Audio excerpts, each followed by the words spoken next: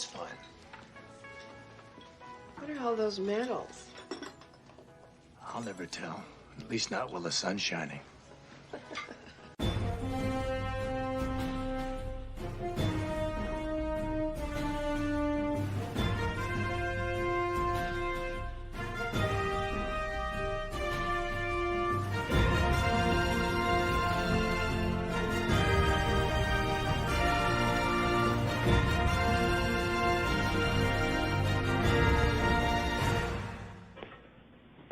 Crotch rot.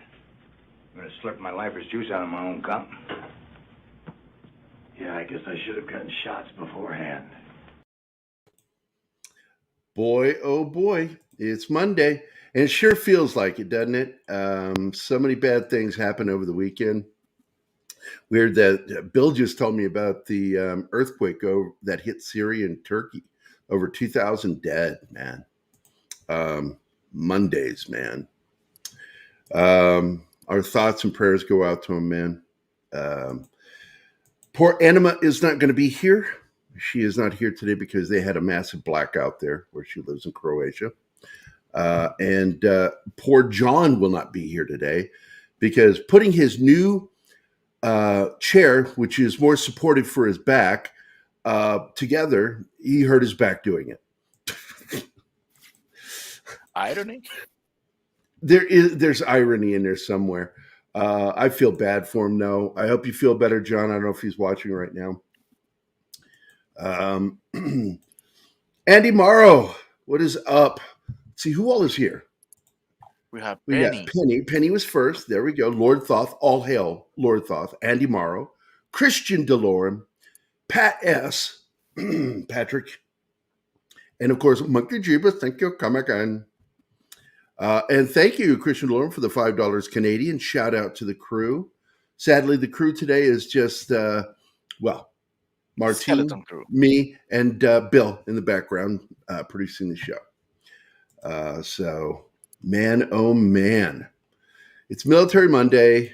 This is really sad to me because Anima and I sat and watched that movie last night just so she would have experienced it and would know what to say about it this morning. And she can't even be here right now. Very annoying. And what sucks is because they've had a blackout, I don't even know if she's going to be able to join us in chat because she's down to like 18% on her phone. It's been out for that long. So really sucks. But good morning, everybody. And I'm going to be talking about, and on top of that, Mad Mardigan messaged me this morning telling me that he saw the director's cut of this movie. Now, we're going to have the director on Wednesday, and I was unaware there's a director's cut of this film. So I've got to find that. I don't want to have him on the show and not have seen his director's cut. So I guess this is basically a version that had to be toned down to be released in theaters. Because there's a lot of intense combat in there. I mean, right off the get-go, too, the language. I mean, you know how us military people talk. It's like, one of my favorite moments in the movie is when one guy's calling home, and he's like, and he just keeps dropping F-bombs, and the person on the other end says, I wish you wouldn't cuss so much. He goes, I'm not fucking cussing. And he's serious. He's being sincere. He's not even realizing the F-bomb is even in the, it becomes so part of your lexicon, saying things that you just don't even realize you're saying it. What said he was in Jedi Bill's chat? I told him I was going to rat him out. He's talking to Penny about Dork. Oh, Dork. Yeah, Monkey G is his narc now. He was in Jedi Bill 979's chat. Oh, 9797's chat. Okay. Is that a bad thing? Because I like Jedi Bill. I didn't know. Like I've like just suddenly found out, like somebody go, why did you like so-and-so's comment? And I'm like, because they're in my news feed and I do that out of habit. I always want to like and share, that guy said this and that and other thing. And I'm like, how the fuck would I know that? Apparently you have more time than me to find out these things. So But yeah, it always cracks me up when somebody like tries to call me out for liking something. It's like, so what? I fucking liked it. What are you gonna do? You may like the comment, not necessarily the person. For example, look I do look that all what the time. look Bill Maher. It's surprisingly. Wow, you brought that up because that's exactly who I was thinking when you. That is so weird. You and I are too simpatico sometimes. It is so Dude, bizarre. Because I can't stand that fucker. I think he's a smarmy prick. Yeah, But God damn it, when he's right, he is on the ball. And he's been right too many times for my taste. Over the last 2 years, 3 years, Yeah. he's been on the mark on a lot of stuff. And it's really surprising because I used to joke when he would occasionally pop up with something. And I would say, hey, look, man, even a monkey can get the right peg in the right hole occasionally. But not for the last 2 years, man. He's just been nailing it. And I'm like, are you sure you're a liberal? Because he's just fucking right there, man. No, he's a liberal. Oh, I know he is.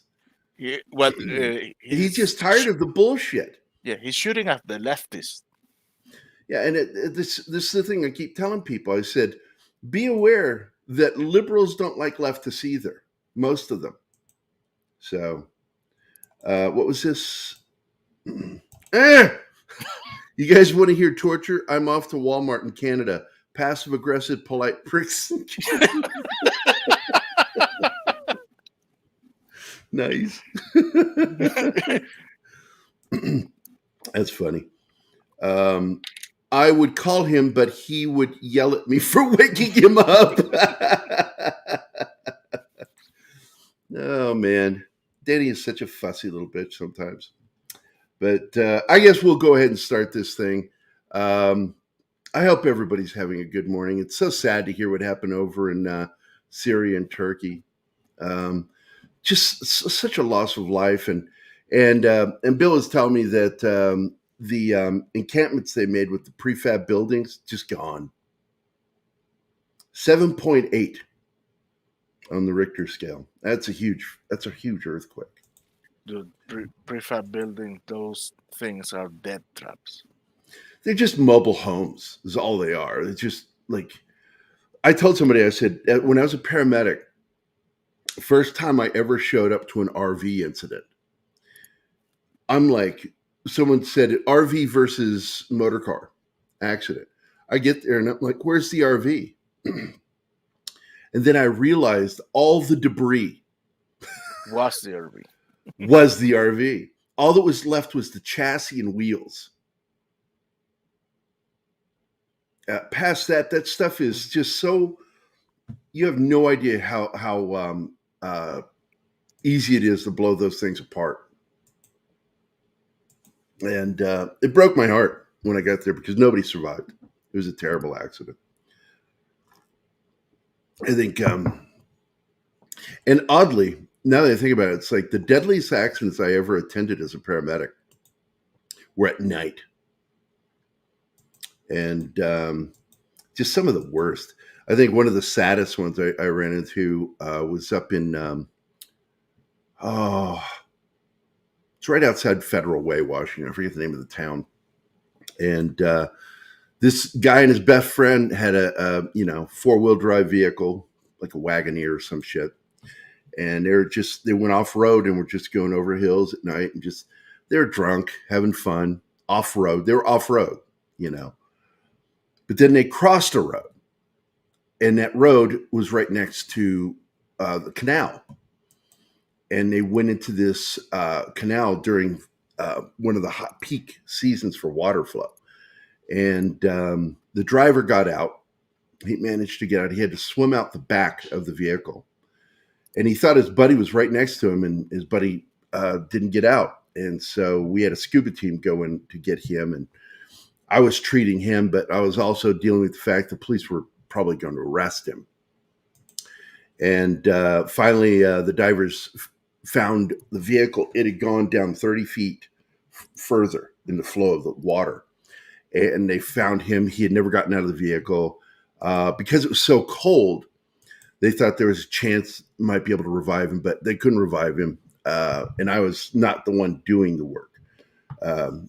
Some of my buddies were doing the work on him. I was like just a witness.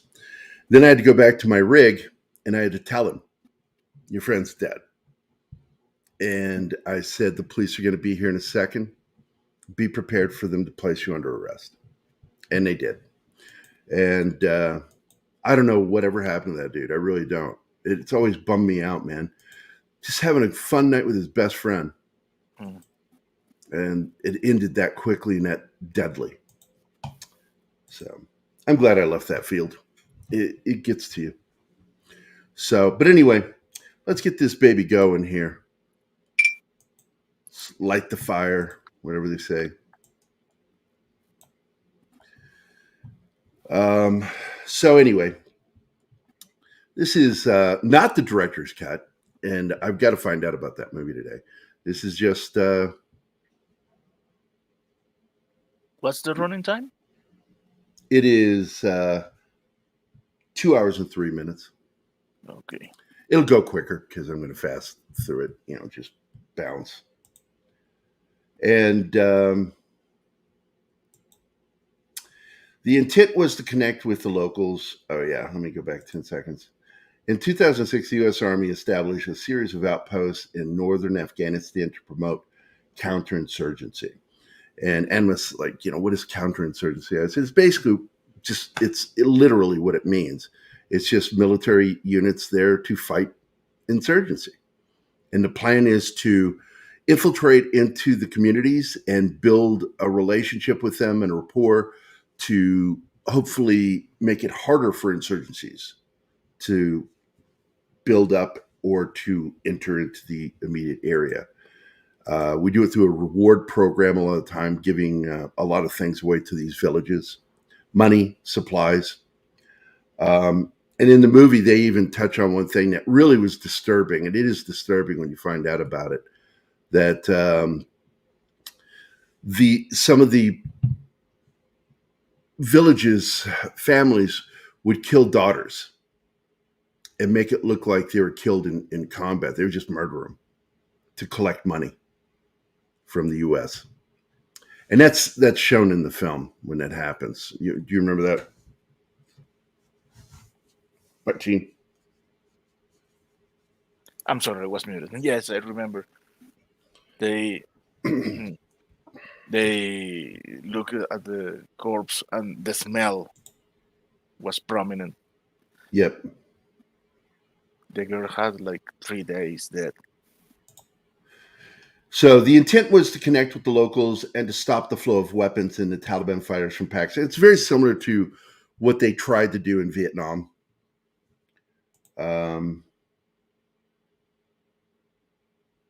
And the problem is, always going to be the same thing where it's, and it's funny, he says based on a true story, and this film is far more true than it is not true. I would say close to 90% of this movie is absolutely accurate. But it's just something that the filmmakers like to do to, let people know that it's based on a true story. But the problem is most of the films that do that, it's a very small iota of it's based on truth. The rest of it is just Hollywood bullshit. This film is the opposite, which I like. Oh, Mags is here. Magitech Mags, Dragon Ruse. Outstanding. Deleted scenes. Stephen's here. Outstanding. Good to see you guys. Hell, everyone's stuck at work. Can't join. That sucks. It's really weird doing a show without Anima and John. It's just weird. But we'll make it through this. Good morning to you, Magitech Mags. Mags is awesome. So anyway, based on a true story, and I forget the name of the father at the time. It had a different name. That's later. Yeah, that's when the captain dies. Yeah. Yeah, when the captain gets killed in combat, he was like the best dude. And I think they did a good job casting him with Orlando Bloom. And he's there for his guys, and absolutely there for his men. And the combat in this film is really intense, but I think it was easier on Anima because she really was. I'm wrapping the stream. Oh, outstanding. Matt's going to join us. Outstanding. Outstanding. That's good to hear. Thanks, Matt. So, I just realized, can you shoot Anima a link to join us just in case if she does get power back? Oh my goodness. But your primary cast for this film is, and it's really amazing, if you close your eyes while watching film or look away and you hear Scott Eastwood talk, it sounds just like Clint did back in the late 50s, early 60s. It's really weird how much he sounds like his dad. So Scott Eastwood is in the film, Orlando Bloom, Taylor John Smith, Milo Gibson, that's Mel Gibson's boy, and Caleb Landry Jones plays the central character of Ty Michael Carter, who is, I knew a lot of guys like him. They were complete fuck-ups, always in trouble, always pissing people off, hard to get along with. But then when the chips are down, he's the dude, He gets in there and just starts fucking soldiering. Everything kicks in, and in the end, you're like really shocked at what an amazing soldier, because of his reputation. He had a horrible reputation, always in trouble.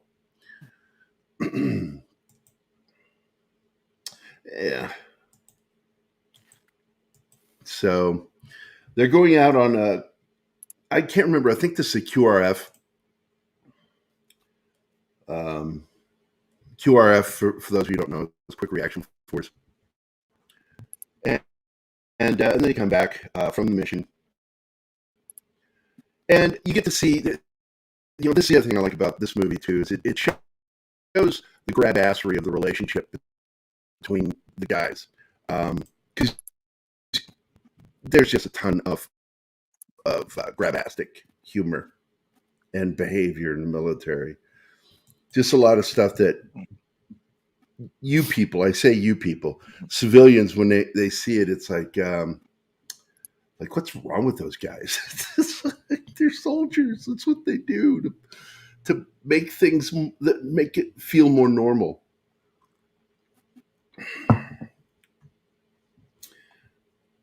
And you'll see it a lot within this film when they're under attack, casually just moving around, talking grabastically to one another.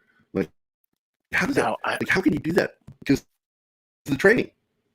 Now, I have a question. Who, in the name of God, approved the location for that base?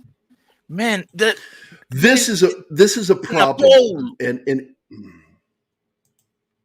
they put them in the middle of a barrel, and basically everybody is above them, shooting down at them. It's the worst fucking place to be. They're in a valley. It's like a crater. Yeah. Than it is a valley. And it's ridiculous because everything that the enemies would be coming from is above them. And it led to one problem after another. And I've never understood that shit myself. Man, it was. You gonna say something? I thought you were gonna say something. Yeah. How did that get approved? That scene there's a lot of videos. Almost 1 minute. That take is a 360 degrees, and it's all mountains. Yep. That's absurd.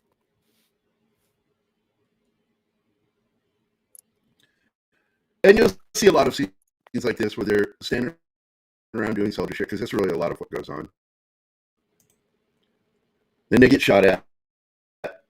And you got guys from different units here. It's all Army. But you'll have guys with different patches on. And I do believe that's Ty right there. Yeah. He's kind of the fuck up, and he's getting yelled at here.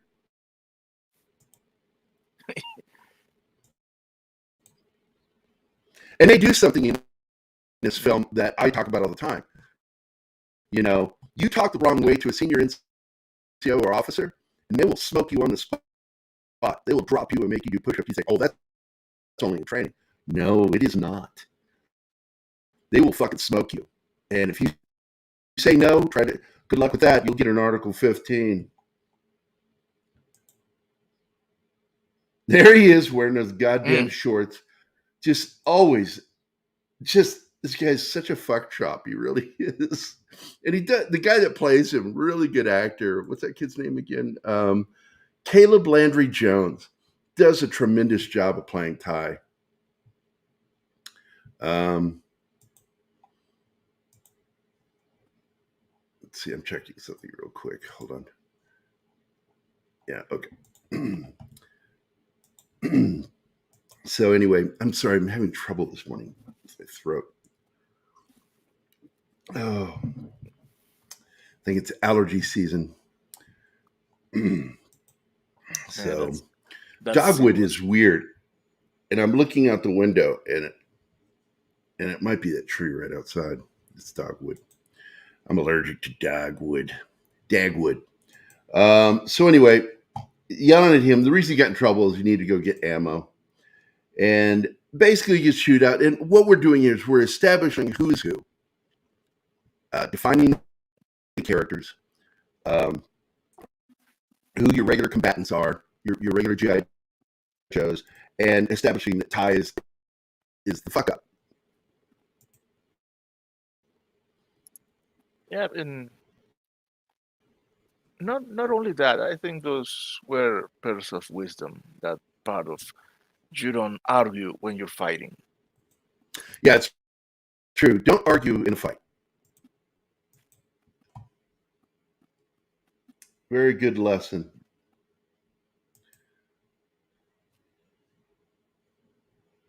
And of course, you know, one of the standout performances in this film is Scott Eastwood.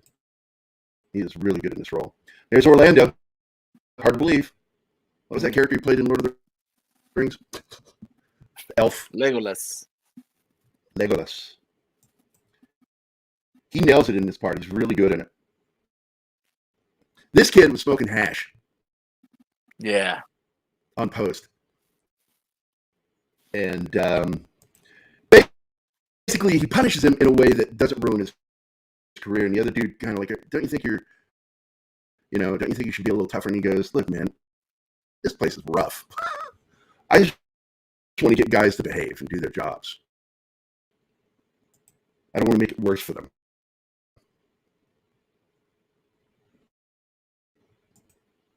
And I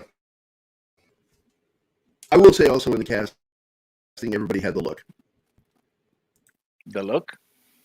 Yeah, it's called military bearing. Oh. And it's something that they probably got through doing some of the training. You develop military bearing. And everybody really has it. And I will point out, too, that some of the cast that aren't the main actors, these are the actual guys who fought in the battle. Yeah. That's something Rod did. And we're going to be talking about it on Wednesday when he joins us on Dangerous Nerds. We're going to be talking about how he went out of his way to actually bring in some of the guys that fought in the battle to play themselves in the film. And that kind of blew. What's that? No, Keto is here. All right, yeah. Keto, Dustin's here. What's up? I'm like Ghost, Gerry. I think he's doing like Clobby does. Clobbery, as I call him. He goes Gerry. He calls me Gerry. But he actually puts the J in front. But it's like, I don't know, people that say GIF instead of GIF to me. So they go out to do a sit down with some of the locals. And there's a real stressful moment here because one of the guys walks in with his AK-47, which is kind of a no-no. and a wound made by one of their rifles. Mm-hmm. He identifies the kind of bullet that made the wound in the arm of the guy. Look there, you can see him in the back inspecting the wound. Yep. And he said, "Hey, this is one of the guys that was shooting at us yesterday." Yeah. And of course, the problem in situations like this, you get an order what's referred to as weapons type. You're not allowed to fire on anybody unless fired upon. So they can't really do anything.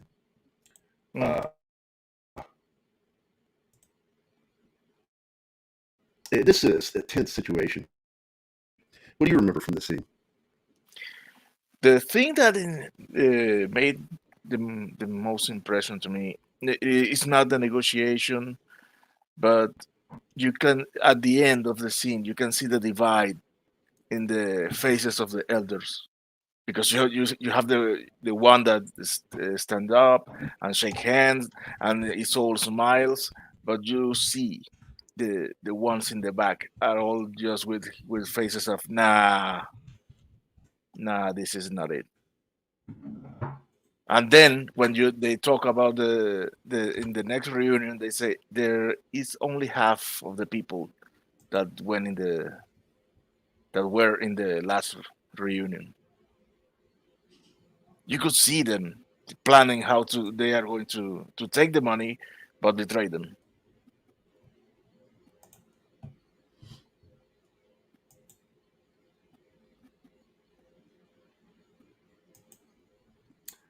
Yeah, I want to go back to that. Yeah, it's at the end of the scene. Yeah, that motherfucker. So now it's nighttime at the. I'm not sure if this is a fob or just a camp. I can't remember. I think it's camp.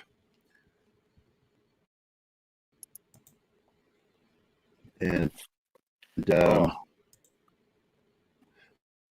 more having fun, doing soldier shit, off duty. And smelling like shit afterward. Everybody stinks. Hey, why does it smell like a locker room in here? Oh, never mind. Here's where we have the next confrontation from Ty. Ty is such a problematic character. And it's sort of what builds to the irony of his character. And there's a great scene at the end. Man.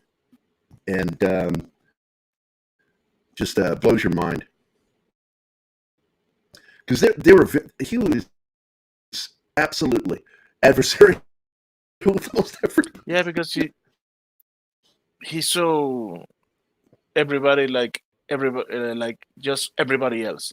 Like he will never would be forming bonds with anyone beyond his family, beyond his wife and his little daughter. Well, he's what we used to refer to when I was in as an individual, a person who wasn't really playing their part in the unit. And that's the problem. When you're in a unit and you're not acting and conducting yourself as part of the unit, you get ostracized. And that's what happens to him. He gets ostracized. And I think he gets a little bullied here and there. Because he's not doing anything to help the situation either. It's almost like he goes out of his way to be a problem. You think I'm right? Yeah, a little. Remind me of myself. And I will point out that you only have a little bit of combat here and there throughout the film. It isn't until the third act. And the third act is the battle. Yeah, the combat that you see through the whole movie, it's like their breakfast. Oh, it's a shooting of the day. Yeah, shooting of the day. And everybody's just like, it's so routine with these guys. And that's why I was talking about they're so casual about a lot of it. One of my favorite moments is a mortar round hits within 20 feet of one of the characters. I think it's Ty. He doesn't even blink or react to it. And I tell people, when you're, like, I forget, was it Fob Freedom? It was one of them in Iraq. It was one of Saddam Hussein's palaces. And they were constantly being mortared. And the guys who've been there for a while will just be walking towards the bathrooms to go take their showers, and towel over, just casually walking. Other guys are running around like chickens with their heads off, the new guys. And it's really funny when that shit happens. So, so it's morning, sun is up. Some what's going on here? I forgot this one. I think it was the guy that was jerking off to his wife's picture. That was it, yeah, because he stole the photo from this dude of his wife and was spanking his monkey to it. That was so funny. He has to apologize, and his apology has to be delivered in the form of push-ups over the photo. He has to apologize to his wife, too, while doing push-ups over the photo. It was funny. And still the motherfucker kissed the photo. Yeah. This movie's whack when it's showing the relationships. And people go, oh, there aren't people like that. It's like, no, I've served with some weird motherfuckers. Dude, I told you about that time. Weird. Fire guard, and I caught a guy. I had my red filter and my flashlight, and I shined it in on his room, and he was under the blanket, completely under it, head to toe covered. And I'm like, I sat there for a moment, and he got quiet, and I just whispered, "What you doing?" And the guy says, "Trying to sleep," and I went, "You're a busy sleeper." Caught him, embarrassed him. Oh, monkey breached the back door. Oh, yeah. The back door. Oui. It's true. Yeah. So let's see. Let me get to a video here. I think do we have a new ones? I think I played all the new ones. Yeah, I think I played all the new ones.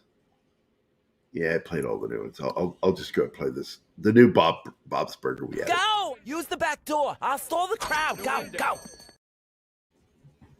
I like that one.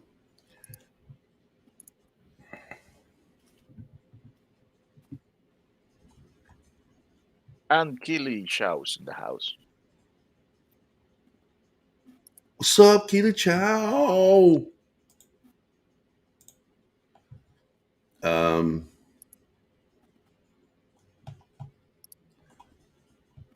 So I forget what's going on here. Yeah, it really doesn't help. Oh, that's when they are going to take the big truck again back to where it came from that mountain pass. And the captain decides that he wants to drive the behemoth. Shit. Yeah. This is the scene. Orlando Bloom plays Captain Keating. And oops. Don't show your porno. I have no porno. And they get hit when they're out. And this is where he gets nailed, isn't it? Yep, he's dead. The truck falls just by grabbing. Is that what it is? Yeah. It has half of the wheels. Half of the left side wheels basically on air, and the ground just gives away.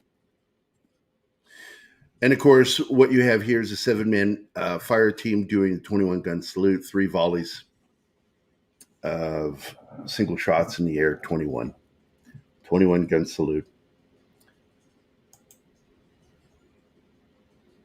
And here's where you see, right now, they've kind of lost initiative. There's Mad. Hey, What's up, Mad? What is happening? We just saw Keating get killed. Oh yeah, on the LMTV. Yeah. And now they're having the service forum, 21 gun salute, and you see the loss of initiative here when you lose somebody like that you're close to a commander. It just the morale drops quickly, and then they get handed. I think the next one is Mel Gibson's boy. I think, right? You mean, wait, Mel Gibson's boy? Yeah, Milo Gibson plays the next commander. That's Mel Gibson's kid. Yeah, man. I had no idea. No, this is the first I've ever heard of this. Yeah, I'm gonna need to see a source on this. Well, first of all, just look at a picture of him. Here, hold on. Let me pull this up. Just this picture just pretty much gives it away. Well, I didn't see it. I was in a different menu. No, I'm getting it right now. Oh. I'm getting it right now. Pulling it up. Here you go. And there he is with his dad.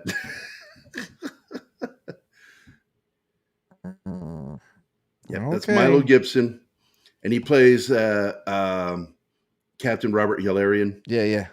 And he's their first replacement commander, and he's a good guy. He's a good guy. But once again, initiative is and you know what I'm talking about, man. When the team's morale drops and just initiative is lost, and they're trying to regain initiative with each commander. This commander, you know, is a great guy, but he gets blown away by a fucking mind. What that was one of the things that I noticed when I was rewatching it last night was that's a oneer. That shot from when they're marching or whatever, when they're on patrol towards the bridge, right? It starts with when they're like, I can say the N-word and he won't do it because we're brothers. Yeah, right. We're best friends. So, yeah, from that point to him, it's one shot after the explosion is a oneer, and it's amazing the way that the camera kind of, zigzags between the two on the bridge, and then comes back around, and then comes out and zooms back out at a it's fantastic. It's building a tension that you can feel. I hope you're going to be there Wednesday. I am. We're going to have the director. Good. Outstanding. Where did you find the director's cut? Because I got to see this. I've never seen that. I got it on Vudu. All right. I'm going to be going there just so I can watch this. Fucking A. I got to see this. I'm assuming the big difference is either time or for violent content.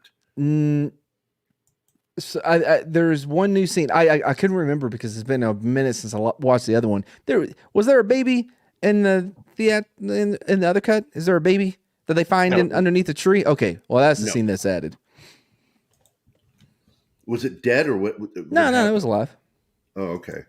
Oh, Fishbelly is here. Good morning, man. Keely Chow is here. Good morning. Hey, Keely. Yeah. Did I miss anybody? Okay. Lord Thoth, everybody's here. All right, good. All right. I want to make sure I don't miss anybody. So, you know, and this is a problem that they have there. And I forget the name of the camp up front. They had a different name. And then when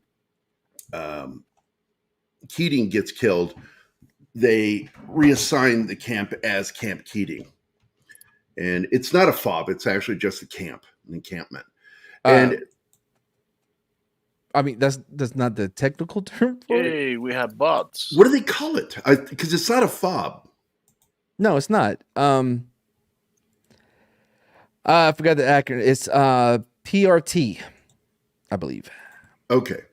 Which stands for something. I guarantee it stands for something. Yeah, PRT. It is a provisional reconstruction team.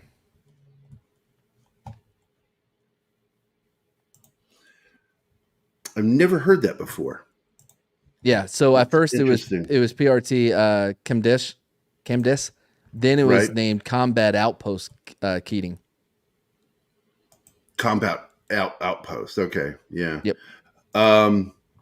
So I don't think they've named it that yet. I think this is just something that ends up happening. It's a very passive scene, as I recall. Yeah, it Yeah, doesn't really play a big role in the overall movie. What were you going to say, Martin? that they renamed the base, at least in the movie. They renamed the base just after the captain dies in the truck. Oh, so it's like you know right what? after. I think it comes up in text, right? No, they show the name of the base at the entrance. Oh, okay. They renamed to Keating because that was the last name of the captain. Yeah. Now, the Orlando one thing I Bloom. did like about this, Matt, is that, like I said, a lot of the guys that are in the film that aren't main characters are actually guys that served in the battle. Yeah. And I was really impressed with Rod Lurie doing that. And It can be. what are it's your a risk. thoughts on that? It's a risk, you know. But if you look at what was it? Honor. The one with the Navy SEALs, it was supposed to be a recruiting. Oh, Active Valor. Yeah. That they went full in all active duty, and it hurt the movie overall. Because It hurt the performances. It did. Yeah. The only good acting you really got in that film were the secondary actors and villains. Right. But having them as secondary characters in the background or whatever, it works so much better. Generation Kill is another one that did that. And I like that show.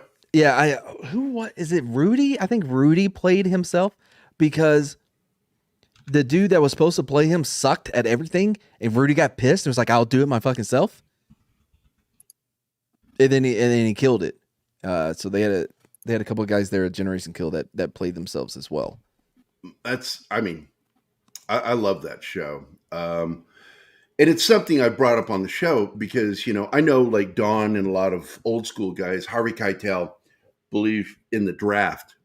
But I said, research was done about the modern military since the end of the draft. And we have seen a higher percentage of combat effective people actually shooting at the enemy. Whereas before it was like 17%, 11 to 17% were only shooting at the enemy when the draft was in. Because guys were being forced to do something they didn't want to do. Whereas guys that were volunteering into the infantry in particular, whether it was Marines or Army, had a tendency of being more prepared mentally to do that because they volunteered for this. This is what they wanted to do.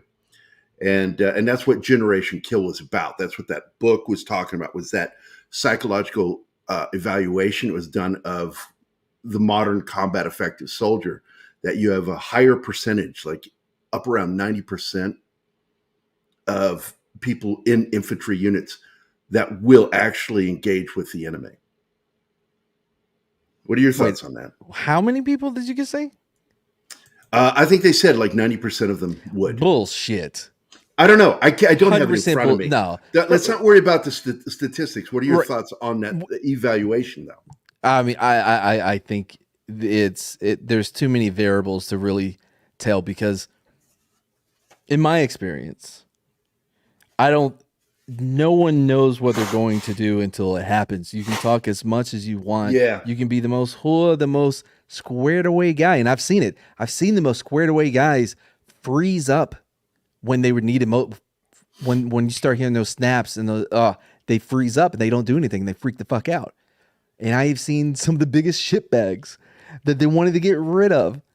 They kick it in, man, when they get over there and they do. And that's what happens in this this story with Ty's character, because he's a complete fuck chop. Yeah, absolutely. Yes. And that is what happened. No, shit. The day we got hit, our platoon sergeant didn't even get out the vehicle. At one point, he pulled down the window of the Humvee and said, "Hey, everybody got to get in here. They're shooting at us." We all knew this because we were outside. Anyway. Yeah, you already knew it. Thanks for the weather update. My burnt ass went to his Humvee and grabbed the fucking the shotgun so I could have something as we finished loading everybody up, and I was burnt. You know what I mean? But this dude pulled down the window Anyway, my point is, you don't know until you know. Well, did you read the book Generation What? Kill? No, I saw the miniseries. Yeah, I recommend taking a look at the book because it actually has the research in the book. He talks about it. That's how I found out about it. Was the guy who wrote the book was heavily involved with checking out that research, and that's I don't where the know if we're title talking Generation about the Kill. same thing. Generation Kill was written by a Rolling Stones reporter that was embedded with Recon, and if that's what they were talking about, it did not come over whatsoever in the miniseries. It's in the book. I'm not talking about it's in the series. I'm just saying that in the book he brought that up. That's where the title came from. Was Generation Kill. Oh, it came from that research, and so right at the very opening of the book, he talks about it before talking about bug juice. I don't know if anybody knows what bug juice is, but Armin knows. The Disney reality show about camp. Oh no, I'm talking about in the military, that Kool-Aid we would juice. get. We got this overly sweet bug juice that had clumps in it. It was really gross, but you drank it because it was sugary as fuck. But anyway, we're at the scene. I forget what's going on here. You recall what's going on here, Martin? Because they were doing a medical checkup, I think, or something. The paintings. No, I think they are giving the new CEO the tour of the base. Yeah. That's it. And he was asking about Mascav's plan, and they're like, "Well, we can have 2 in here, 2 on the outside." About it. I like the Terp that's on his team. He's always warning, Taliban is coming, and they're like, they just get to a point where, like, dude, yeah. You keep saying that, and that scene is brilliant. This one cracked up Anima when she saw this because he's out there fucking buck naked, firing up into the hills. Oh man. I think this is a patrol scene, isn't it? Yeah, here's when the bridge. When Ro makes his analysis of how to hit their own base. Yeah. He breaks it down. It goes from the mortar pit, ammo, generator, and he fucking calls it because that's exactly what ends up happening. Yeah. And of course, he's the one that yells out, "Fuck that shit! We're not going to retreat. We're going to fucking take the base back at the end," because he knows how to fight them. And I thought Eastwood did a good job in this role. And this, I think, was the scene. It maybe a little bit later, but no, this is the one. I'm like, oh man, that's his dad. His mannerisms, the way his cadence. He sounds like Clint. He sounds like squinting Clint. in the sun. Yeah. It was the most Clint that he was in the movie, I think. In all the excitement, I forgot how many I fired. You got to ask yourself, do you feel lucky? Do you, punk? He really does. He sounds just like his dad. It would trip me out because I wasn't always looking at the screen last night when I was watching it with Anima, and I'd hear him talk, and I would just turn going, crap, that sounded like his dad. And the funny thing about Ty here, I don't know how they did it, but they nailed the look of somebody that looks like a fucking idiot. Ty always looks like just a complete fuck chop, even with his headgear on. I guess. He just, I don't know, something about him. I knew guys like that. We had this one guy named Hutchko in my platoon. I nicely, very politely said, if we go into combat, I'm going to shoot you in the foot. I love you, man, but you're going to get somebody killed.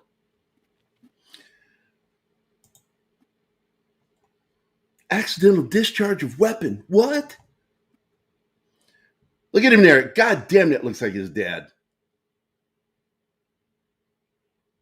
And I think part of the reason he looks a doofus in this is how close to his forehead the helmet is, whereas the helmet sits slightly forward on some of the other heads, the Mish helmet. I'm assuming that's the Mish helmet. Is that the one with the pads and the Velcro on the inside? Yes. Man, that thing, dude, you putting that shit on in the winter, hard as a rock on your head. I bet. Yeah, see how the helmets sit on everybody else's head, but his he just looks like a doofus. He really looks. One thing I noticed, I don't know why everyone has these slings. What I used was had a D-ring attached to my eye vest with a what's the 3-prong fucking, you got the male and the female part, basically Right. like what's on his chest. You can see that. I forgot the name of the clippy part. Oh yeah, the plastic part. Yeah. So yeah, the female would be attached to the D-ring on my eye vest, and then at the end of the stock or whatever, I would have the male part, and it would hang naturally at the ready, and then I could just unclip it and go. I didn't have this strap all around my body, and it just made maneuverability a lot easier. It was really nice. Yeah, I just had your standard strap. Wolf and clip. I would sling it over my right shoulder and hold my weapon. My hand would rest on the pistol grip of my weapon, and it would just be aimed downward. And they work good. But the shoulder slings I got today, I got a gift from a Navy SEAL buddy of mine who sent me his own version of the single strap one. Well, it's not single on this one. This is a 3-point. This is a 3-point harness. Yeah, but he had the single loop to the 1 point, and it connected that way. It was a 1-point strap. But this is nice. The gear they have here, and I think these are real, even if they're dummies. They don't look plastic. You're a dummy. What are we looking at? The weapons. I'm looking at the M4s here. Oh yeah.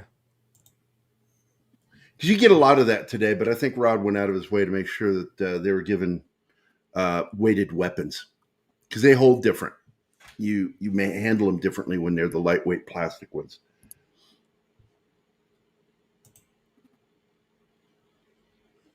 More bullshit going around the fob. That's the dude with the photo of his wife. When he does the push-up and kisses her, I'm like, you earned it. You earned it. No, he's the husband. Yeah, he's the husband. The other dude had to do the push-ups. Yeah. But when that dude doing the push-ups he kisses the pick. I love that guy. That's my battle. You know what I mean? Because I appreciate the balls to do that in that situation. Here's another intense situation. And they catch the guy taking pictures of the base.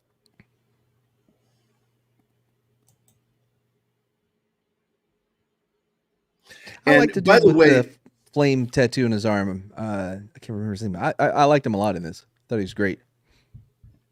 He wasn't afraid to show his ass. Yep. He reminds me of a lot of the guys that I served with. Also, by the way, this fire extinguisher does play a part in the movie. That fire extinguisher near the end when they retake the base. The local villagers.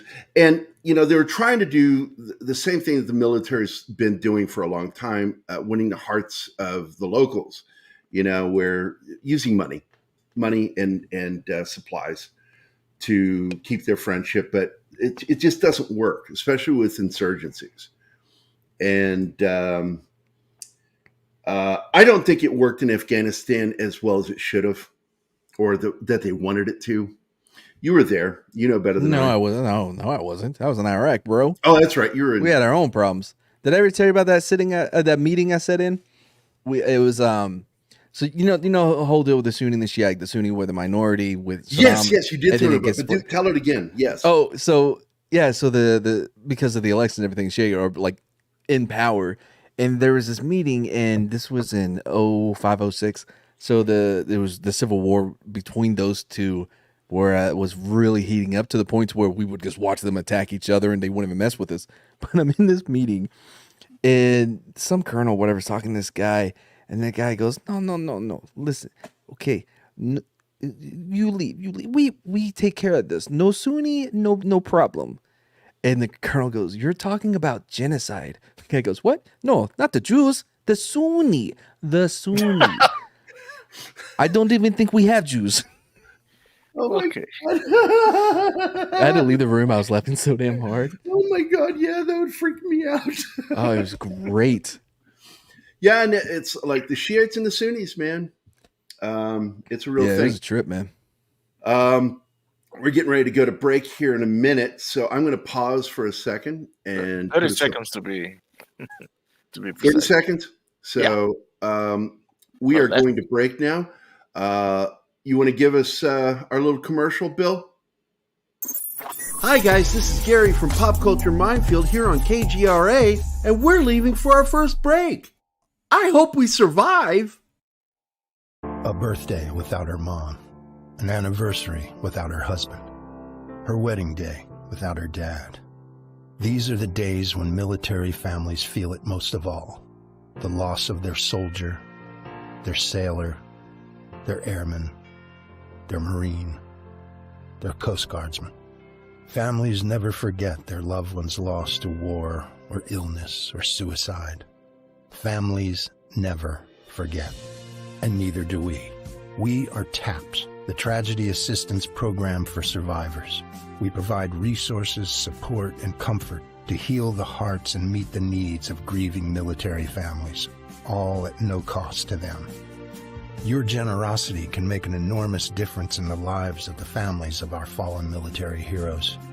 Our military families need to know they are not alone and they are not forgotten. Show them your support at taps.org.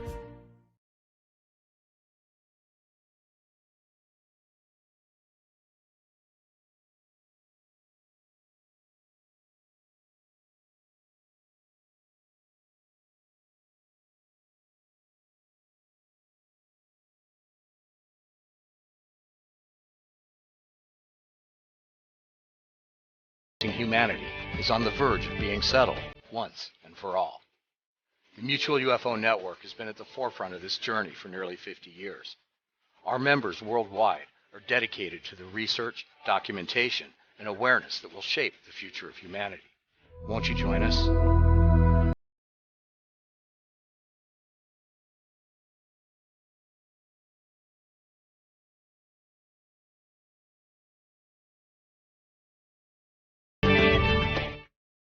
Hey members, the new KGRA DB app is now available on iOS and Android devices. Gain on-demand access to any KGRA DB programming. Download any show directly to your mobile device to listen or watch on the go. Go to the App Store and search KGRA DB. Oh wow, we survived. Welcome back to the commercial break. Now for some more Pop Culture Minefield on KGRA. I hate that intro natural, but it makes me laugh because it sounds so stupid. What is that picture of you, dude? What are you wearing? Is that Tigger? You're wearing a Tigger outfit. It's Tigger, right? Oh, and he's in his smoke break. Hold on, no, it doesn't make it any bigger, dang it. I thought maybe doing that would make it larger so people could see it better. But, I thought that was Bill going on break. That was Mad. Okay, so Mad's on his smoke break. So, I was going to point out that this is another man I'm reaching out to, by the way, to join us on Dangerous Military Nerds. Some people probably remember him better as the orange-suited serial killer in Unbreakable. It's Chance Kelly. I've known him for a long time. Very good guy. And he was in Generation Kill. Can you see the picture okay? Can you see him? Yeah. He's a former boxer. That's how he's got that look, because he boxed. And we're good friends. I like him as an actor. And he played one of the main characters. He was a major in the show. And trying to get a hold of him. But aside from him, we are going to have Zach Ward, which would be nice. I haven't scheduled it yet. It's probably going to be either the first or second week of March when we get him in. He's up into it. So I wanted to talk to him about his career, but I like him because he's played soldiers, and I like actors who take serious playing soldiers. It's not just acting to them; they actually care about it. That's Godfather, yeah.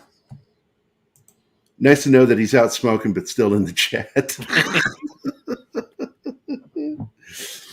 Now, of course, when he gets back, I'll make a joke like, so as a burn victim, what does that mean when you go to take a smoke? Right. Because he is a burn victim. If you didn't know that.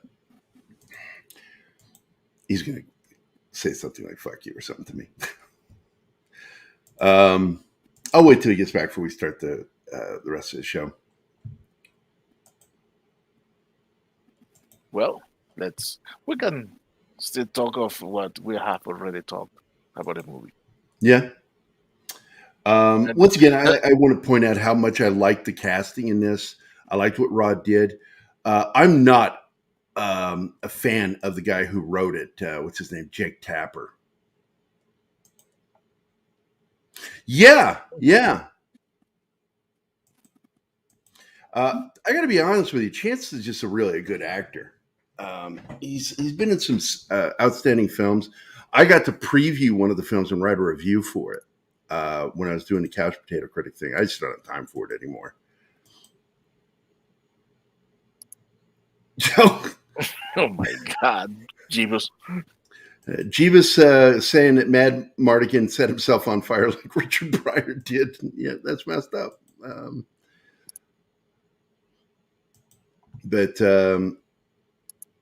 So what's your beef with Tapper? With who? Tapper, the writer. Oh, Jake Tapper. I think he's your typical lefty. I don't mind liberal. In fact, I like liberals. My problem is lefties annoy me. And he's your typical news media leftist type person. So when I saw that he wrote the book, I was really shocked by that. And Rod, of course, is a liberal too. But I like Rod. I don't agree with his politics most of the time, but I don't care. I like him. I respect what he's got to say. And he actually did serve. And he's a graduate of, I just forgot the name of the military school up there in New York, Hudson River. Something Point. I forgot. Mike Mart's dickishness. Hey, Real Wade. Hey, Real Wade's here. What's up, man? Hey, Wade, man, my schedule's been crazy. So you just got to wait with me sometimes on stuff. I was going to help him with his graphics. And I just haven't had a chance. I've been dealing with a graphic novel and portraits. Not to mention planning these shows out. I'm trying to get ahead of us. If you haven't noticed, there's a lot of shows created in the StreamYard. Martin. Yeah, I noticed. And the reason why I'm trying to get us ahead so I'm not stressing as much. And Keith's supposed to get with me this week to plan out his shows. Because I like to get about 4 or 5 weeks ahead. Agreed, you're not always going to know everything that's going to happen that week that you'll end up talking about, but you should have a general idea what the show should be about.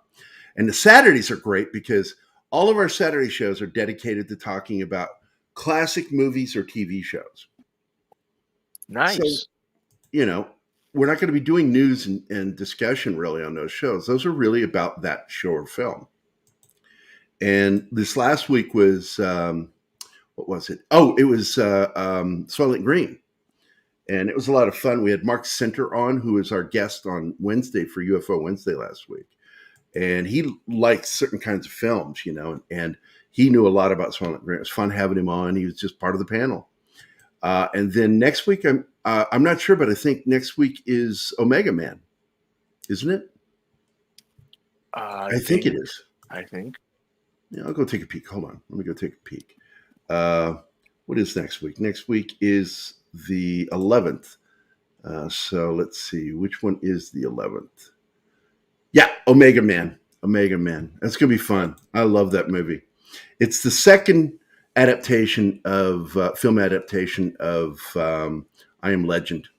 The first one being Last Man on Earth with Vincent Price, which I do still consider to be the truest adaptation. I think it's even better than the movie I Am Legend. I didn't like I Am Legend because the CG was garbage. Hated that crap. I don't mind that much the CG. What I don't like is they change the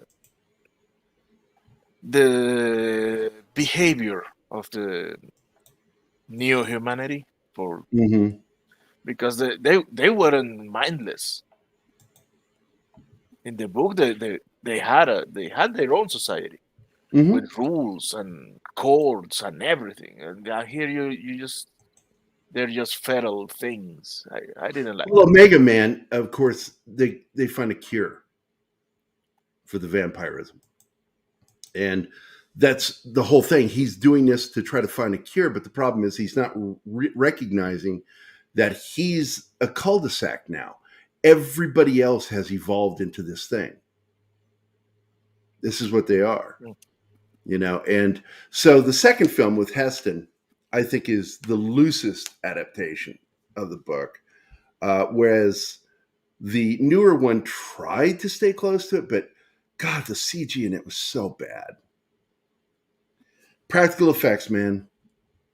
Can't beat it. There was no reason to use CG.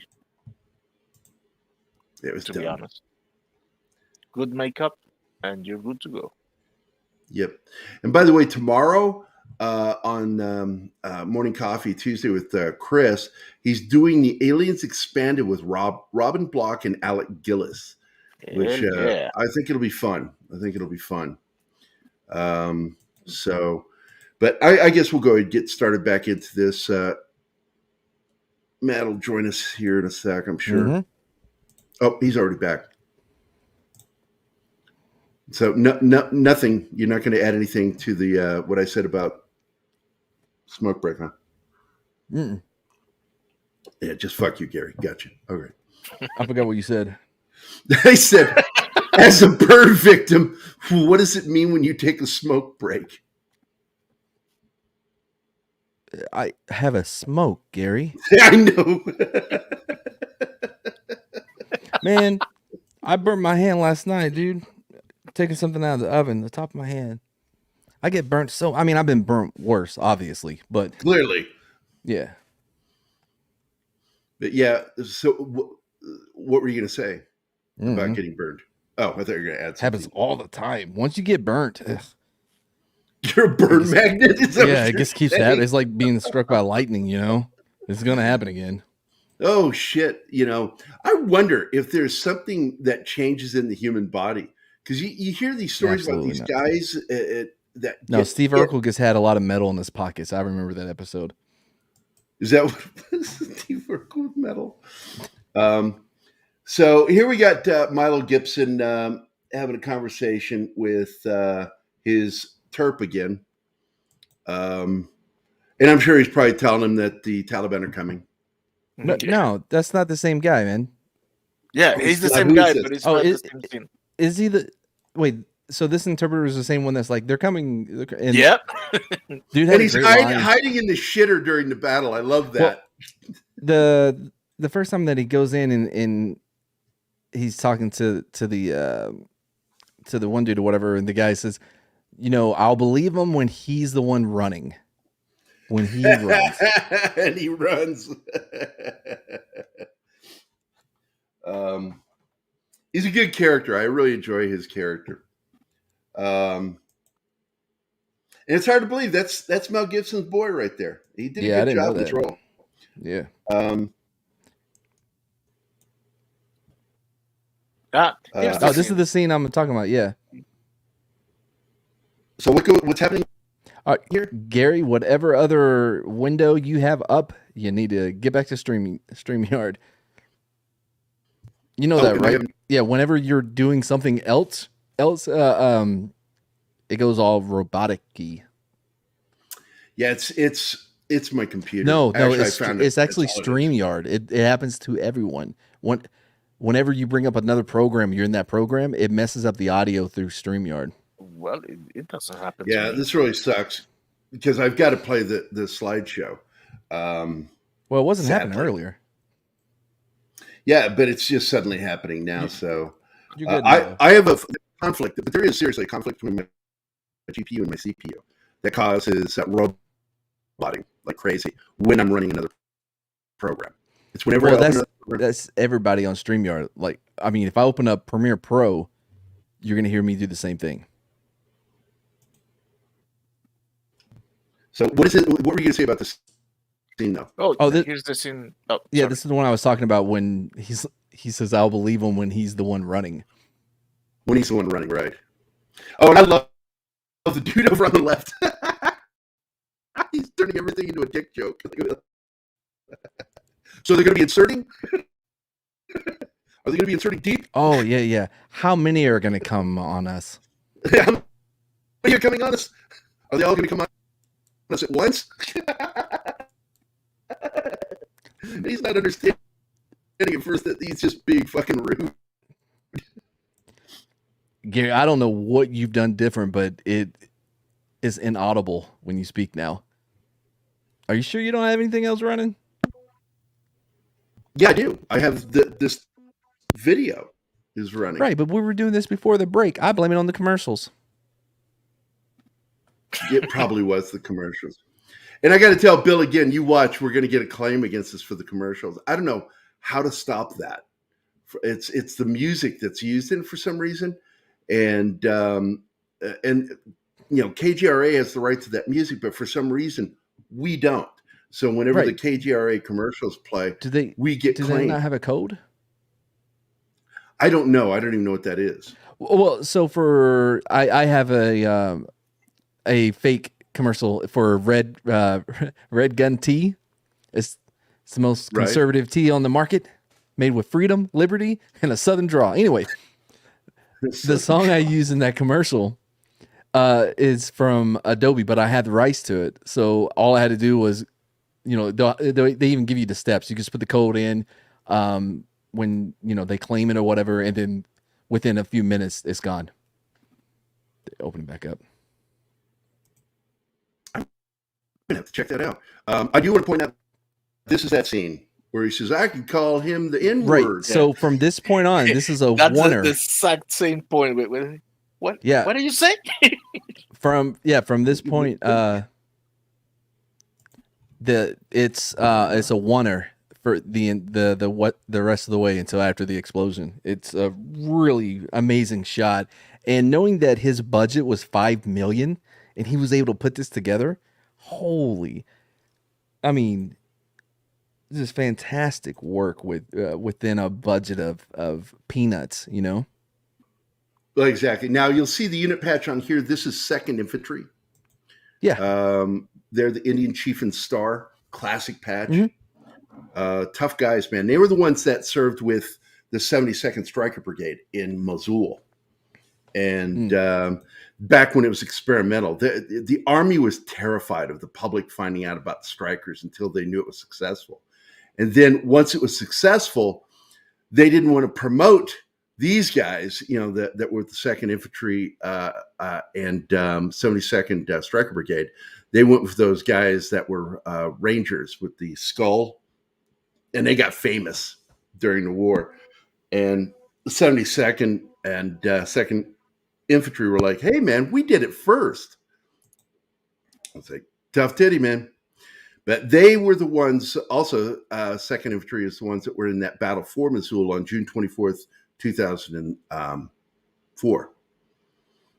It was the equivalent of the Tet Offensive is what it was. That's when the insurgency turned its ire against the people of Iraq instead of against the military, and set off all those car bombs in the cities. And they went into complete lockdown throughout the country. And the only unit that went out that day was the 72nd Stryker Brigade. They went outside the wire and took back the police station and mosque there in Mosul. And I worked with Dale Dye in writing the script for that.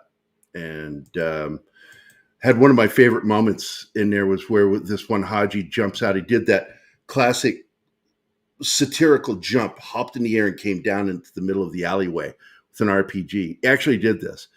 And the guy that's looking at him is the guy that's on the last Stryker with the mounted 50, not the animatronic 50 that they had set up on those with the You know, that was it, the targeting system sat right next to the FBCB2 system, and the gunner would be down inside the vehicle working the gun. Yeah. I'm familiar. Except for this last striker, which had a mounted 50, and the guy sitting there with the butterfly, his thumbs resting on the butterfly trigger, and this guy jumps out and like, ha, jumps out with his RPG, and literally lined up with the barrel of the gun. He didn't have to move the gun; he just depressed it, went boom, and booped him with a 50, and disintegrated the upper half of his body. And writing that scene in was like one of my favorite moments in working on that script. And, you know, because I got to talk to all those guys that were in the actual battle, Ernie, Colby Bazell, all those fuckers. And that's a hell of a story. And it led to a funny situation that happened to me for real, too, down in Central America, where I just saw a piece of adipose tissue, just a chunk of human fat. I'm assuming it was human. Just sitting there. And I was like, I'm the medic. And I'm like, is that human? I think it's human. And then I did the instinctive thing. I kicked it to see if it would jiggle. And it did. Oh, Jesus. It was like a Jell-O mold with blood in it. Very yellow, orangish yellow. But anyway, this is that intense scene, one shot you were talking about, where we start with this dialogue about calling him the N-word. We're such good friends, I'd call him the N-word. He'd be okay with it. And he's like, wait, what the fuck did you just say? And everybody's reacting to it, you know. And next thing you know, they walk out on that bridge, the new captain. And while he's on he goes second. First is what's his name? The redhead, right, freckled face guy. And someone else, and then he goes on, and this whole shot, man. The camera starts at the bridge, goes past the two guys, and then swings way out to this angle before the explosion, and it's all in this a oneer, and it's very impressive. It's good filmmaking. Absolutely. I mean, have you seen some of his other? Absolutely, yeah. I love Last Castle with Robert Tinder. I've seen all of his movies. I'm a big fan of his work. He's something else, man. Oh, yeah. Because he says later, I got a piece of his brain in my mouth. Yeah.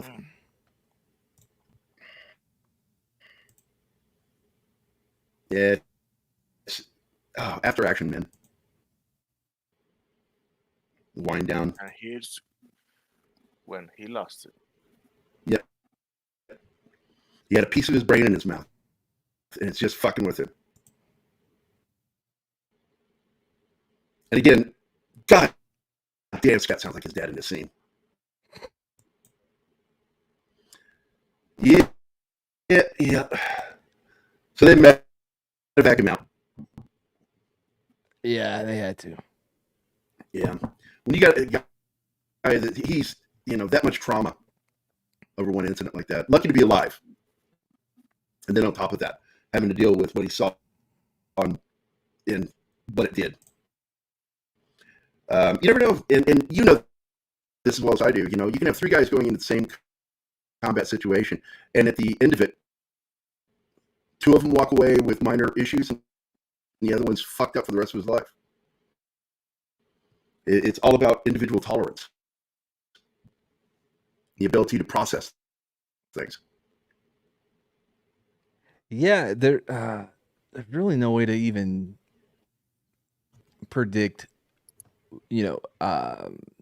who is going to adjust better than others or handle situations, in process, in a healthy way, I guess I would say. But and you never know. Very individual. I mean, you try to do this thing with police, doing psych evals. Once again, you don't know. You said it earlier. You don't know how you're going to handle something. And what I discovered was I always thought that people could tell that I'm freaking out. What I learned is I have a true poker face. You absolutely have no idea what's going on inside my head. Because I used to think I was freaking out. And everybody thought, like, I was always calm in any given situation. situation, I always look calm. I said, yeah, but on the inside, I'm fucking wackadoodle right now. I'm thinking a million miles an hour, and I'm, it's just, it's weird. And so people always think I was calm, but I'm actually not calm. I just look calm. And you just don't know how you're going to react to stressors until you find yourself in that given situation. And some of the guys that seem like the best trained that were made for this, like you said, they'll freeze up. Now that momentarily, I don't know what to do, deer in headlights. All right, listen, your audio is horrible. You're embarrassing me. We're on the radio. How are you presenting this? Did you go to present at the bottom of your screen and go to video file and then share it that way? That way you can stay right here on the StreamYard window and move it from here. Or are you sharing window? Are you sharing a tab? I'm sharing a window with no audio. Oh, so bad. Yeah, I don't know how. Do you want me to put a movie? Wait, is this something? Do you have it downloaded? Yeah, I have it. Yeah, I have it on my computer. Oh, okay. So go to present, go to video file. That will bring up, then show all files, and then find it, and then share it that way. It'll be easier on the system. I didn't know that. All right. Yeah, and you won't have to leave this tab. You'll be able to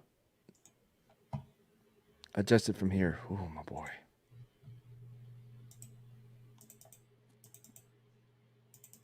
So I can hear my CPU right now. All right, now see, you're not breaking up. It'll be easier if you switch us to the left. Yeah, but does it has the advanced? Because with the, I don't have the ability to skip forward is the problem. Yeah. Showing it. Yeah, you can. Grab the dot on the bar and move it. Oh, yeah. I got to do it manually. Okay. Jesus Christ, mad. So Broward is the new commander. This one to me, we can skip through this part relatively quickly because the best part of this guy is he won't fucking leave the con. He just stays in there. Yeah, the TOC, the TOC. He just stays in there and pisses. The only time he leaves is if he has to take a shit. He's too traumatized. He's already been in combat. And so now he's they show it with that character in the movie Platoon, Tom Berenger's buddy, played by McGinley, I think his name is. Dr. Cox. Yeah, Dr. Cox. He's like a short timer, man. I'm weeks out of here, man. I got a bad feeling, man.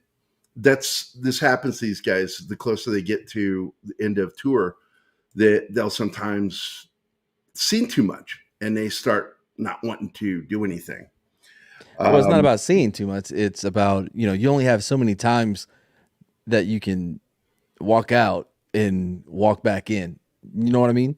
Yeah. You can go out the wire so many times, but it's going to catch up to you. So if you're that close to it, and especially if it's a long tour, you're more hesitant on risking it. It's not necessarily about the trauma. It's about I have survived so much to this point. It's my, my number is going to be called. So you want to limit the exposure you have. Yeah. No, I get it. This is the piss scene when the dude finds out about the piss and he's like, take it out to the burn pit. Yeah. And he's freaked out by this. Like, he's not leaving the TOC. He just stays in there.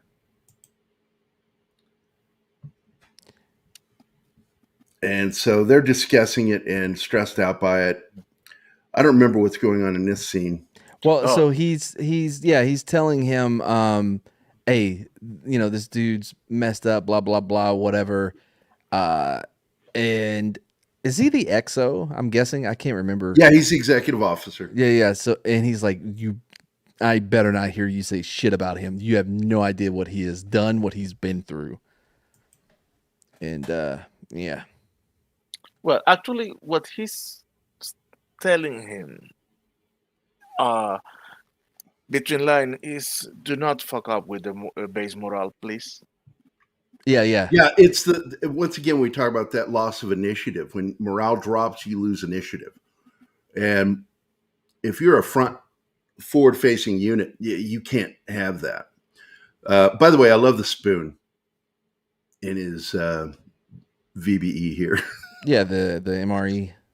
Yep, because I always, I don't know if I told you, I always, as the medic, I would carry extra spoons with me all the time, and I would have cans of the little Vienna sausages for guys if they started getting lightheaded or any of that shit. And I'd always have snacks for the guys to make sure they're energized.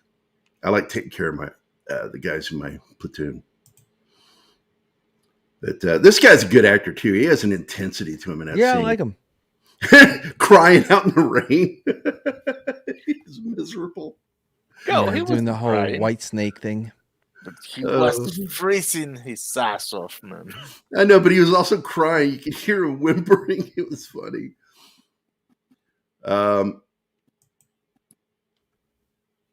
He shoots a dog, doesn't he? I got half. Yeah. I got to finish it today. Yeah, just wow, dude. Right here, because it bites the dude. He walks right up and shoots the fucking dog and just like freaks everybody out. Yeah, they were playing waterboarding. Yeah. Just for kicks. Just for kicks.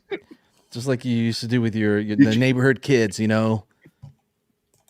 Everybody I remember would fight over whose turn it is to be waterboarded. Waterboarded. My turn. You already went, Tommy. But, you can check my lungs. Did you ever get waterboarded? Empty. Did you ever? No, I never got waterboarded. No.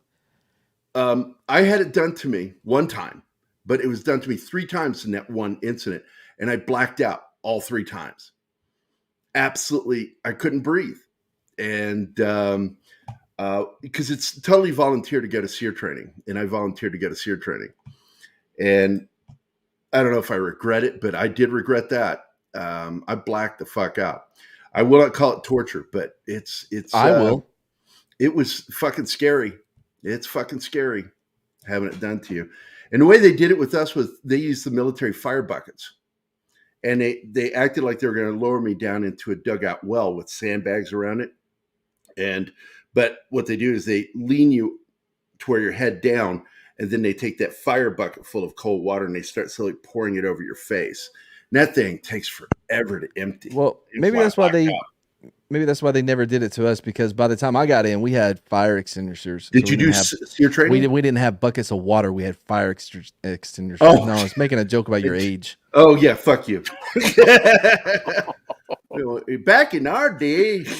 I bet they were made out of leather, too, like in Boston in 1708. We couldn't afford leather. We had onion skin. Back in my day, we couldn't afford shoelaces. You know, Ben Franklin started the first insurance company for fire because people were required by city ordinance to have leather buckets to help fight fires, and the insurance. Anyways, whole thing. Is that true? Yes, they also the fire. There would be different fire departments that would fight. If you ever seen Gangs of New York, 100%. I love that movie. Realistic with how the fire departments were fighting each other over the fire. Not only would that happen, they would actually even have local gang members like the Dead Rabbits or whoever be a part of their squad or whatever, not to put out fires, but to fight the other fire department. And then the insurance company, because whenever there was a fire, everybody would hear the bells and stuff going off, and so they would run with them to go rob the house that's on fire. So the insurance company would hire people to go and steal your shit before other people could steal it, so that you could have it. Yeah, it was crazy. It was crazy back then. What the fuck, man? Yeah, that's all true. Ben Franklin had to jump out his window one time because his house was on fire. Oh shit! Somebody shitting on you in the chat. Oh, okay. Chivas says Mads acts like he's streaming genius when it was Grant Gregory who had to teach him about this with pictures. Man, I tell you, Monkey respects that nobody. Was close. Yeah, no, that was close to being funny. I'll give him props for trying. I mean, he can say whatever he's wanting. I mean, it doesn't mean I have to acknowledge his existence. We do, because I love him, man. Some people don't get him. I get Monkey Jeebus. Although I do joke all the time. I said the only time he sticks his arm out his window is to dry out his bong. Dude never lets go of that thing. It's always in his hands. So this is the beginning. Retroactively, his joke is funnier now because of yours. Thanks, man. So here we have the interpreter come out screaming again, and then he runs into the latrine. And that's when you know shit's about to happen. Oh yeah, man. Yeah, they'll tell you. They know when to hide. You know, you're rolling through Baghdad and the streets empty. Guess what? Something's bad's gonna happen because they know not to be out on the streets. And this is under a new commander. No, they have no commander yet. Yeah, they don't have a commander. That's right. Yeah, and because he leaves, it's like he can't handle it. Well, battle fatigue, whatever it is. I guess we could say he leaves. I don't know if it was really a choice. Yeah, I don't think it was a choice. I think they made him leave. Oh yeah, yeah. He was not right. Jersey barriers there. Man, and this is a one or two, right? I don't remember how. Because I got to finish the second half now to see how long this oneer is that he does. I know it's for quite a bit, especially when they got the litter. They're going from the med station or whatever and running out there. It's shot. I mean, just fantastically. I think if it wasn't for the vid, I could see this movie really popping off at the theater. Were you as shocked as me that it didn't get a nomination? Oh, it absurd. It's one of those rare military movies that even the left couldn't really be mad at it. It has like a 92% or some shit on Rotten Tomatoes. You know, if they're struggling, not one nomination. If they're struggling to, because they want to criticize it for, written by Jake Tapper, a leftist. Well, yeah, the book that it's based on. He didn't write the screenplay, did he? No, but he worked closely with Rod on it. Yeah, and Rod basically worked with one other writer, and they adapted the book straight across. Yeah, and Jake Tapper definitely was involved. He was on set for a lot of it. And they're friends. They're friends in real life. And I got to tell you, I love Rod. Rod's a classic liberal. I love him. We may not agree politically. I don't care. I love the guy. He's a great dude. Yeah. I really enjoyed talking to him. Yeah, I'm excited to talk to him again. Smart dude. Yeah, and his knowledge of military, because he did like another film that I like a lot with Robert Redford called The Last Castle. Great film. Amazing. Yeah, very good. Had the new Hulk. What's his name? Mark Ruffalo? Yeah, he's in it. Is Ruffalo in it? I don't remember that. Yep, God, Ruffalo I gotta go back and watch it again. The one that shocked him when I interviewed him the first time was a little movie he made early on, and I'm trying to remember the name of it right now. Crap, I'll find it here. Deterrence. He made it back in '99 with Kevin Pollak. Yep, who played a brownie in Willow. Yes, that's right. Same guy. It's a good film. It really is. And it kind of came out of left field. He didn't expect me to know so much about the film. I said, "Yeah, I love the film. I was in film school when I saw it." Did you ever ask him about when he called Danny DeVito a testicle with arms? No, but we're going to be asking him about that this Wednesday because that cracked me up. Danny DeVito. Oh my God, what a great weird how they didn't like him. I said, wow, Hollywood didn't like that you said that? Gosh. He said some other things too. Yeah, but anyway. This is the battle. It is on right now. How many showed up? I forget how many Taliban. It was just a lot. They were surrounded. 300. I know the casualties on their side was like 125, 150, somewhere around there, I think. It was crazy, dude. And when you're sitting in a fucking fishbowl and nowhere to go, and they're just like above you, firing down rockets, mortars, everything. And the loss of initiative here is really risky. They have no, the TOC has the XO. He's the only one there. It's the XO. And so they don't really have command right now. And they want to pull an Alamo. They call out the code Alamo for everybody to retreat back to the TOC and try to ride it out until air infantry gets there, gets the gunships and all that wonderful, good Googa Mooga shit. And Scott Eastwood's character is like, no, this is exactly what he predicted would happen. And he refuses to retreat. And this is some of the most tense combat I've seen since Saving Private Ryan. Really. I don't know about your thoughts on that. Because, don't get me wrong.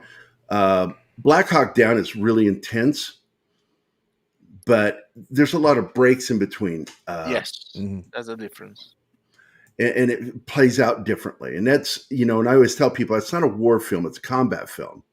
Because there's no war. We were there as peacekeepers and got pulled into something we shouldn't have been pulled into. And here is a base camp post that shouldn't even exist. Whoever put this on paper, I think, was kicked out of the military, as I recall. Yeah, there was several people in that chain that was investigated for not supporting the post and stuff like that. Yep. And it talks about it at the end of the film. That there was an investigation, but they're constantly firing upward is one thing you'll see throughout this thing, man. They're constantly firing upward. And that's a scary situation to be in. Humvees, man, hiding in the Humvees. You were in a Humvee when you got hit, right? Nope, I was on a Bradley, but I did have a Humvee as well. What did you get hit with? IED or was it an RPG? What happened? No, it was an IED. Yeah, it buried. Did it have slat armor on it or anything? What, the Bradley? Yeah, we have reactive armor. Yeah, but it's I don't know if you ever seen the movie. Oh man, with As You Wish, that guy, and Fraser. What's that movie called? Pentagon Wars. Have you seen Pentagon Wars? No, I have not. Shut up, Gary. Are you serious? I have meant to see it so many times. Listen, we're ending the stream now. You're gonna go watch it. All right. We'll be out of here in 15 minutes. I'll go watch it today. I will. So we can talk about it. It'll hit different for you than it will me because I watched it after I got right. Well, it's about how the Bradley came to be, and for you, it's like, I'd hate to be in that thing. For me, I'm like, these you know what I mean?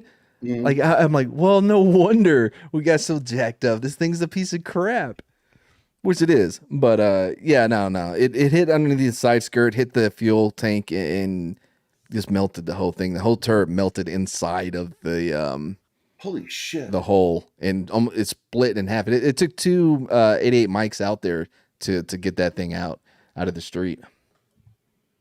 Yeah, the first ambulance I had before we got the Humvees was I was commander on an M113. I knew you were going to say a 113. Yeah, it's the tractor of the Army. It's like a tractor. It rides like a tractor. Most uncomfortable thing I've ever been in was the M113. So I'm a giant. So you never ride an M35? I don't even know what that is. That is time.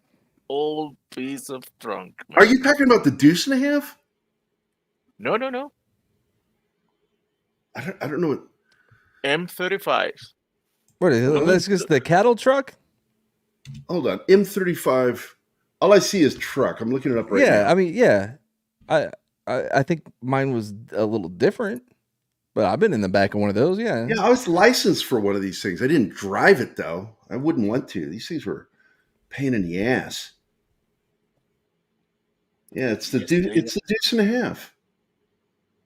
and they ride like hell. What do we Yeah. call it? I think we called it a half ton, quarter ton. I forgot what we called it, man. It's so long. The old school name for it, and we had it when I was in because I'm an old timer. We had we called it the deuce and a half, and Instead of the when deuce, you got the deuce and a quarter. no, it's deuce and a half. No, I know. Instead of the car. Oh, yeah. The other vehicle I liked, did you have those? Was the Cut V? What? Yeah, it's basically it's a Suburban, Chevy Suburban military. Made for the military. Why would y'all have that? It's fucking awesome. It was we had that along with the Humvees for our unit, and I got to tell you, man, great for carrying gear and great for off-roading. Humvee, not so great. Humvee was not so great. I had to do stitches on one of my own guys because we hit some bad road, and he got thrown out of his seat in the back of the rig and smashed his head on the air filtration system. Gave him a 4-inch laceration on his scalp. Doing stitches. So here we go. Let's get back to it. We've got 20 minutes. So this is the final battle, and everybody is basically getting trapped is the problem.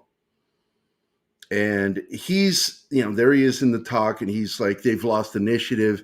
He wants to pull an Alamo and pull everybody back. And Scott Eastwood's character is like, no, we can take this. But they keep talking about it.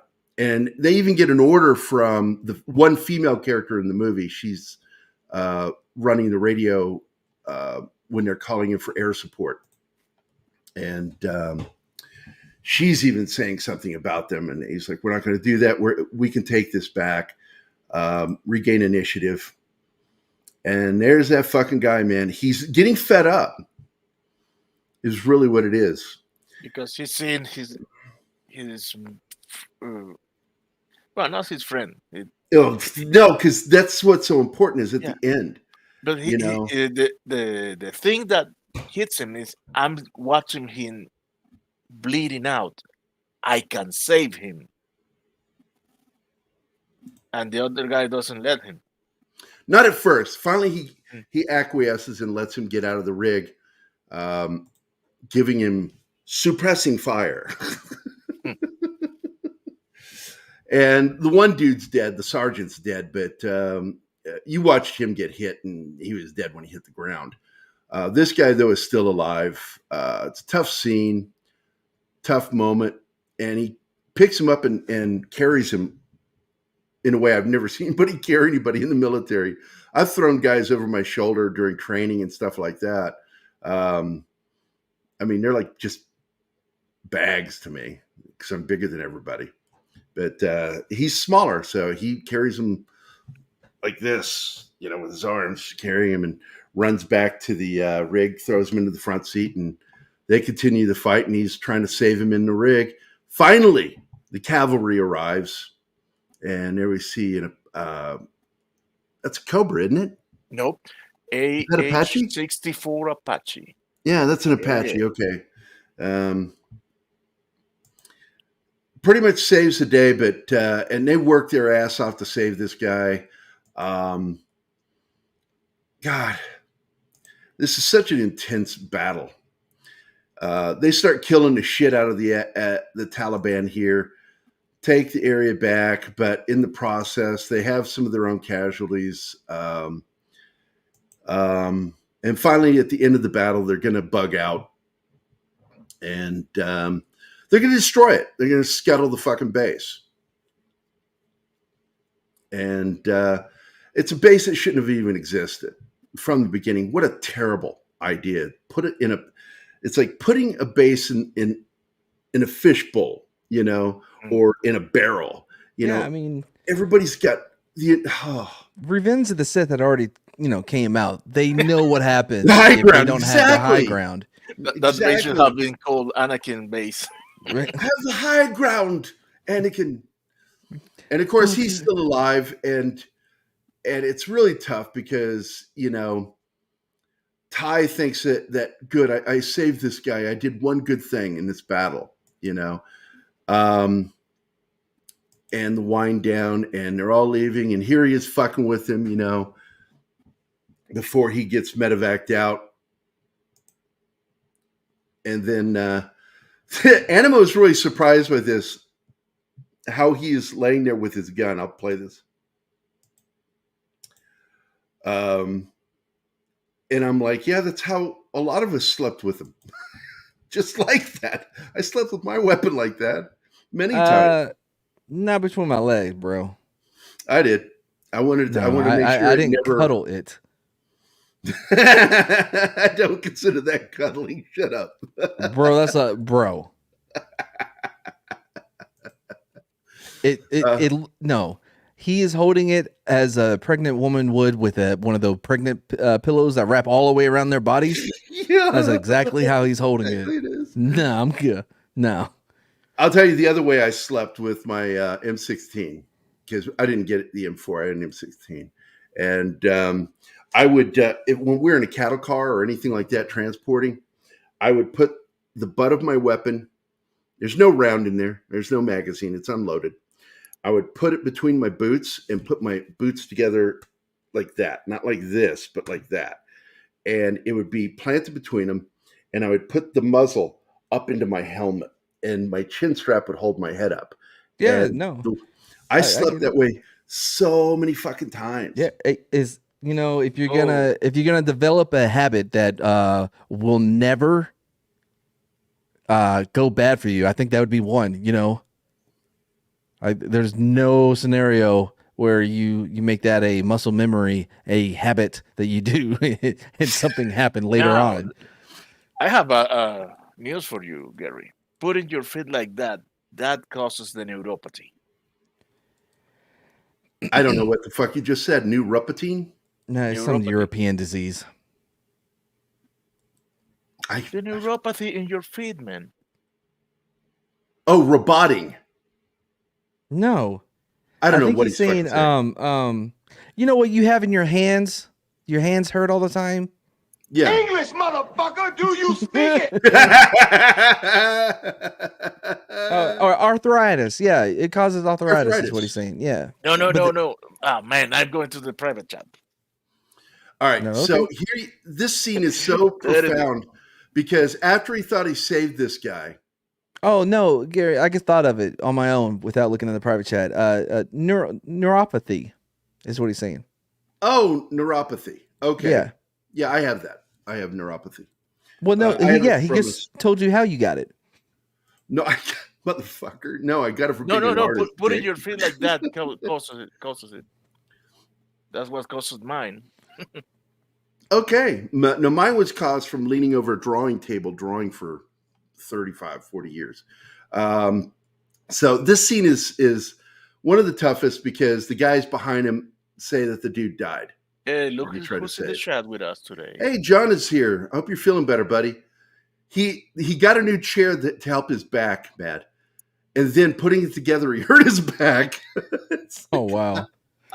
Well, so he wasn't now the chair is perfectly justified. Exactly. But anyway, they report that the dude died. And so it just kind of breaks him. A little piece of him breaks here.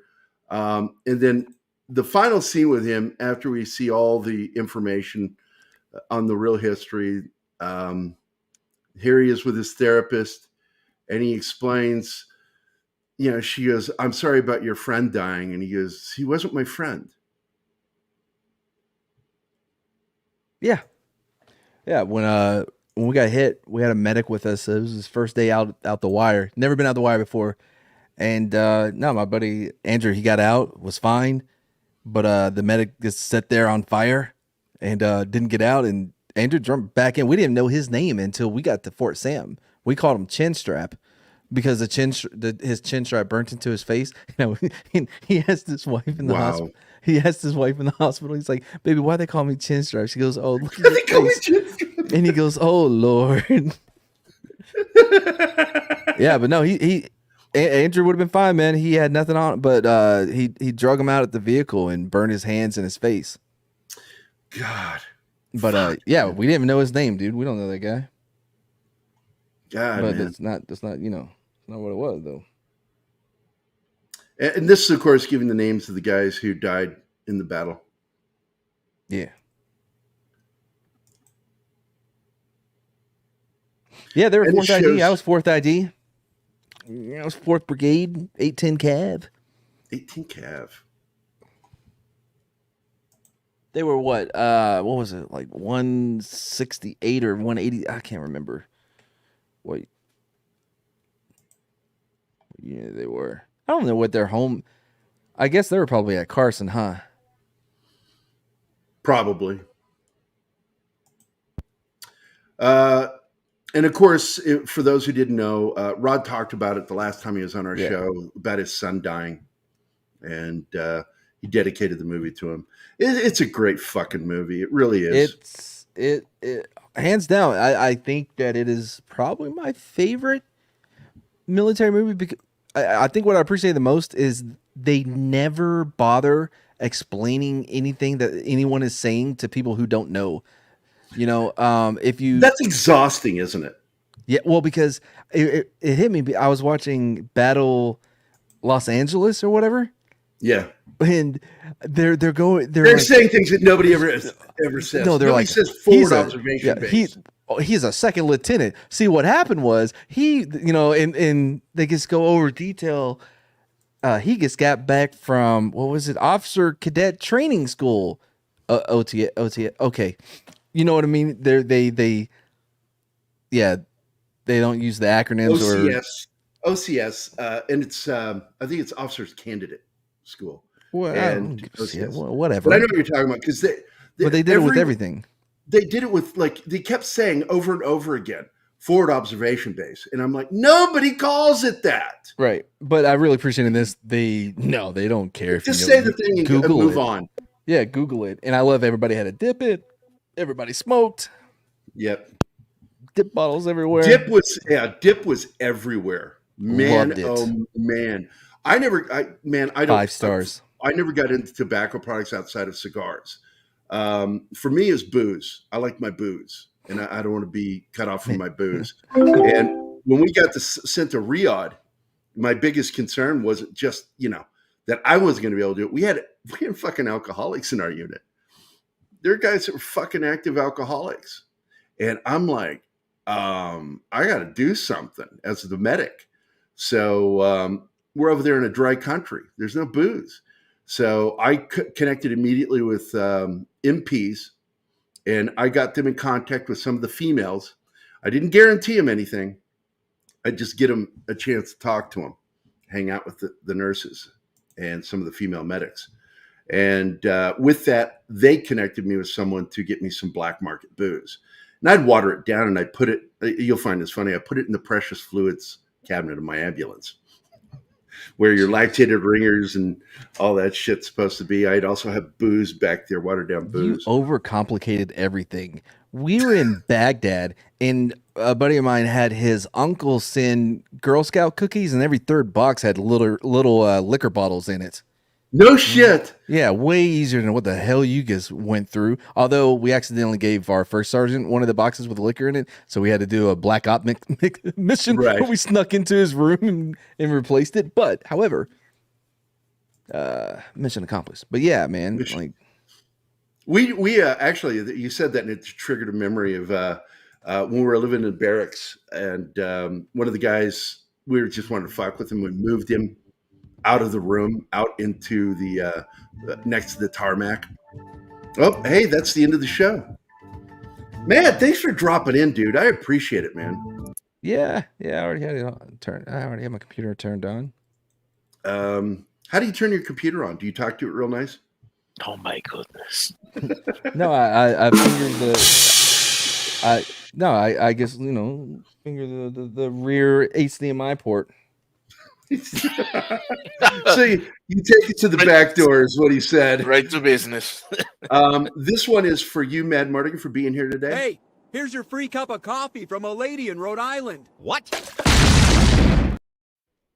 This one's for Don. Stories I could tell him about how cool Nam is. There we go.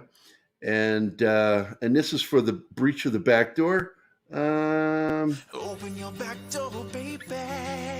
Loosen your hinges, I'll show you my key. I want to thank everybody for being here today. Good show, a lot of fun. Thank you, Bill, for producing the show today. I want to thank Penny, Lord Thoth, and Andy Morrow, Christian DeLorme, Pat S., Monkey Jeebus, thank you, Kamaka, and Zax. Zax was here. Shit, I missed that. Christopher Moonlight Productions, Master Shadow Dragon, Alex Moore, Dragon Ruse, Magitech Mags, Deleted Scenes, of course, Matt Mardigan, who is also here. He will be with us, joining us on Wednesday, too. I'm very excited about having Rod on, man. I want to ask him about his new movie. Expect Don to fuck with you. Who, me? Yeah, for Korea. What the hell did I ever do to him? Fucking Korea. Were you in Korea? Aren't we supposed to be ending? Simple. Thanks for being here, man. Keely Chow, Fish Belly, Joe's Atmosphere, Daswolfen. Thanks, guys. Thanks for being here. That's the end of the show. Hope you enjoyed it. It was fun. I was really happy. It was fun to have you on, Matt. I was really nervous about today, too, because I didn't have my other crew here. And they helped me a lot through the shows. So talking about the film. Yep, you saved the day, man.